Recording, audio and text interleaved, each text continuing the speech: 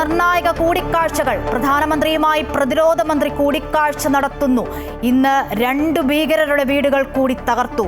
കുൽഗാമിലെ വീടുകളിൽ വ്യാപക പരിശോധന.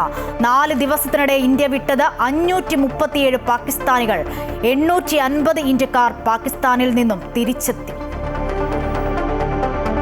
പഹൽഗാം ആക്രമണം ഓരോ ഇന്ത്യക്കാരന്റെയും ഹൃദയം തകർത്തെന്ന് പ്രധാനമന്ത്രി നരേന്ദ്രമോദി. ഇരകൾക്ക് നീതി ഉറപ്പാക്കുമെന്നും ആക്രമണം നടത്തിയവർ ശക്തമായ തിരിച്ചടി നേരിടുമെന്നും മൻ കി ബാത്തിലൂടെ ഉറപ്പ്.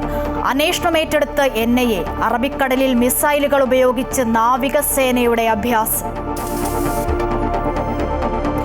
PK ശ്രീമതിയെ CPM സംസ്ഥാന സെക്രട്ടേറിയറ്റിൽ നിന്നും വിലക്കിയെന്ന വാർത്തയിൽ വിശദീകരണവുമായി സംസ്ഥാന സെക്രട്ടറി. ശ്രീമതിയെ മാറ്റിയത് സംഘടനാ തീരുമാനമെന്നും പങ്കെടുക്കേണ്ട എന്ന് മുഖ്യമന്ത്രി പറഞ്ഞിട്ടില്ലെന്നും MV ഗോവിന്ദൻ. കേരളത്തിലുള്ളപ്പോൾ പങ്കെടുക്കുമെന്ന് PK ശ്രീമതി. ആലപ്പുഴയിലെ ഹൈബ്രിഡ് കഞ്ചാവ് കേസിൽ നടന്മാരായ ശ്രീനാഥ് ബാസിയെയും ഷൈൻ ടോം ചാക്കോയെയും നാളെ ചോദ്യം ചെയ്യും. ബിഗ് ബോസ് താരം ജിൻഡോയ്ക്ക് ചൊവ്വാഴ്ച ഹാജരാകാൻ നോട്ടീസ്. കൊച്ചിയിൽ യുവ സംവിധായകരിൽ നിന്നും ഹൈബ്രിഡ് കഞ്ചാവ് പിടികൂടി.